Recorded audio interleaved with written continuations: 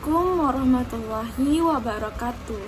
Perkenalkan, nama saya Miralda Devinta dengan NIM 23058098. Saya berasal dari Prodi Pendidikan Sosiologi Fakultas Ilmu Sosial Universitas Negeri Padang. Adanya tujuan saya untuk membuat video ini adalah untuk memenuhi tugas mata kuliah administrasi dan supervisi pendidikan dengan dosen pengampu yaitu Bapak Dr. Hanif Al-Qadri.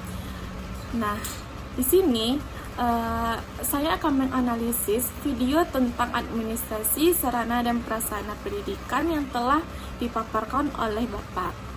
Nah, video ini pun muncul di tengah meningkatnya perhatian terhadap kualitas pendidikan dan pengelolaan sumber daya di lembaga pendidikan. Nah, dalam konteks ini, administrasi sarana dan prasarana menjadi isu yang sangat relevan. Dengan banyaknya kasus penyalahgunaan wewenang dalam pengelolaan sarpras atau sarana prasarana, nah penting bagi pendidik dan pengelola lembaga untuk memahami dan menerapkan prinsip-prinsip administrasi yang baik. Nah, sebelumnya kita singgung dulu apa itu definisi sarana dan prasarana pendidikan. Nah, sarana pendidikan ini mencakup semua alat dan fasilitas yang digunakan untuk mendukung proses belajar mengajar. Nah, ini pun termasuk pada fasilitas fisik, peralatan pembelajaran, hingga sumber daya manusianya. Nah, pada fasilitas fisik kita bisa lihat pada ruang kelas, laboratorium, perpustakaan, ruang olahraga, dan area rekreasi. Nah, pada peralatan pembelajaran, kita bisa melihat pada komputer, proyektor, papan tulis, buku teks, alat peraga, dan perangkat teknologi lainnya. Nah, pada sumber daya manusianya, kita melihat pada tenaga pengajar yang berkualitas, staf pendukung, dan tenaga kependidikan lainnya. Nah, pada prasarana pendidikan, definisinya adalah sebuah infrastruktur yang mendukung sarana pendidikan. Nah, ini meliputi pada aksesibilitas dan lingkungan. Pada aksesibilitas, kita melihat pada jalan menuju sekolah, transportasi umum, dan fasilitas bagi siswa yang berkebutuhan khusus. Pada lingkungan, kita bisa melihat pada kebersihan lingkungan sekolah, taman, dan ruang terbuka hijau yang dapat digunakan siswa untuk belajar di luar ruangan. Nah, selanjutnya yaitu kita melihat pada tujuan administrasi sarana dan prasarana ini. Nah, terdapat beberapa tujuan. Yang pertama yaitu menciptakan lingkungan belajar yang efektif. Nah, ini kita dengan menyediakan fasilitas yang memadai, siswa dapat belajar dengan lebih baik, sehingga lingkungan yang nyaman dan mendukung akan meningkatkan motivasi belajar para siswa.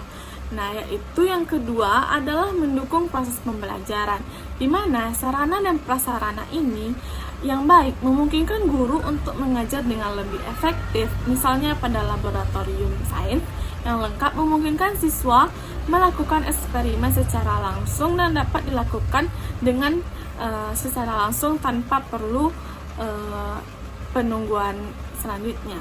Kemudian pada mencegah penyalahgunaan. Ini pun dengan adanya sistem administrasi yang transparan dan akuntabel, potensi penyalahgunaan sarana dan prasarana ini dapat kita minimalisir.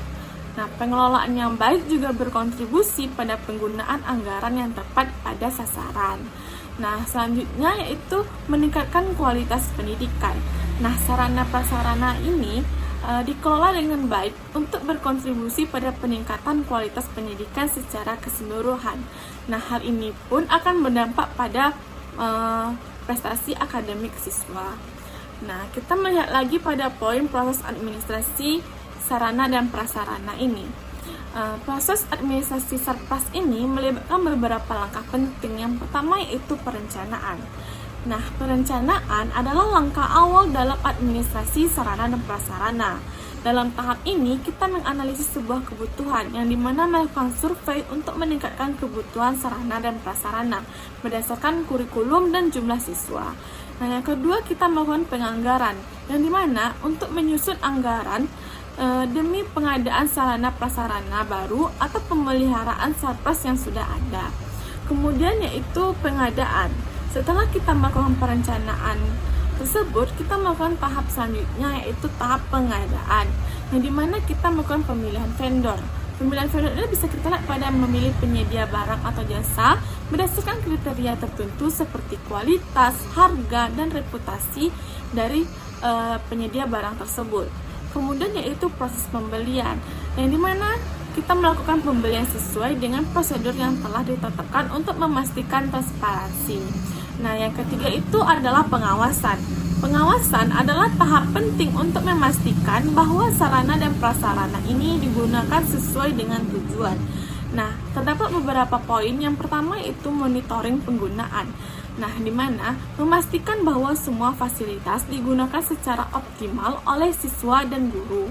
Kemudian pada evaluasi kinerja, kita melakukan evaluasi berkala terhadap kondisi sarana dan prasarana untuk menentukan apakah perlu dilakukan perbaikan atau penggantian. Nah, selanjutnya yaitu penyimpanan. Penyimpanan sarana dan prasarana ini harus dilakukan dengan baik agar barang tidak rusak.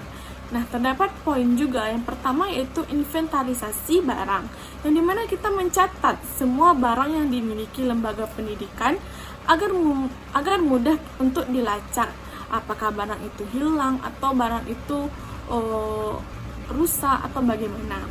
Selanjutnya yaitu pengaturan ruang penyimpanan, di mana kita mengatur ruang penyimpanan agar barang mudah diakses saat dibutuhkan. Kemudian yaitu pemeliharaan. Pemeliharaan adalah upaya menjaga agar sarana dan prasarana itu tetap dalam kondisi baik. Nah, juga terdapat beberapa poin. Yang pertama yaitu jadwal pemeliharaan rutin.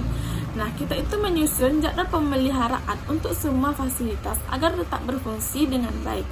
Yang kedua yaitu perbaikan segera. Nah, melakukan perbaikan segera jika ditemukan kerusakan pada sarana dan prasarana. Sebab sarana dan prasarana ini penting bagi para siswa dan juga para guru. Nah, selanjutnya kita melihat poin-poin yaitu dampak positif dari administrasi sarana dan prasarana yang baik. Nah, administrasi surplus yang efektif dapat memberikan berbagai dampak positif bagi lembaga pendidikan. Yang pertama yaitu peningkatan kualitas pembelajaran. Nah, bisa kita lihat pada siswa akan lebih terlibat dalam proses belajar jika mereka memiliki akses ke fasilitas yang memadai, sehingga hal itu membuat mereka nyaman. Nah, yang kedua yaitu kepuasan siswa dan orang tua. Lingkungan belajar yang nyaman akan meningkatkan kepuasan siswa serta orang tua terhadap lembaga pendidikan. Nah, yang selanjutnya yaitu reputasi sekolah, di mana sekolah dengan manajemen sarana dan prasarana yang baik cenderung memiliki reputasi yang lebih tinggi di mata masyarakat, bahkan di mata lembaga-lembaga lain. Nah, yang selanjutnya yaitu peningkatan prestasi akademik, yang dimana dengan dukungan fasilitas yang memadai seperti sarana dan prasarana yang memadai tersebut, siswa dapat mencapai hasil akademik yang lebih baik. Nah, dari poin-poin tersebut dapatlah sebuah kesimpulan yang dimana video yang telah dipaparkan oleh Bapak tersebut memberikan sebuah wawasan penting tentang bagaimana administrasi sarana dan prasarana pendidikan itu dapat berperan dalam meningkatkan kualitas pendidikan sekaligus mencegah penyalahgunaan sumber daya.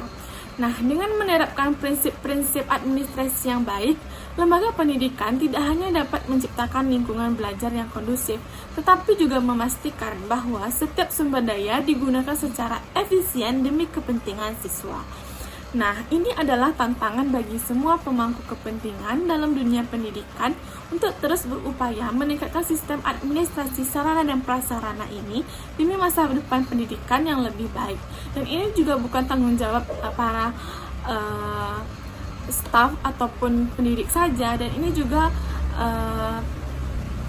tantangan bagi kita untuk selalu menjaga sarana dan prasarana tersebut dengan baik agar sarana prasarana tersebut bisa dipakai di kemudian dan selanjutnya.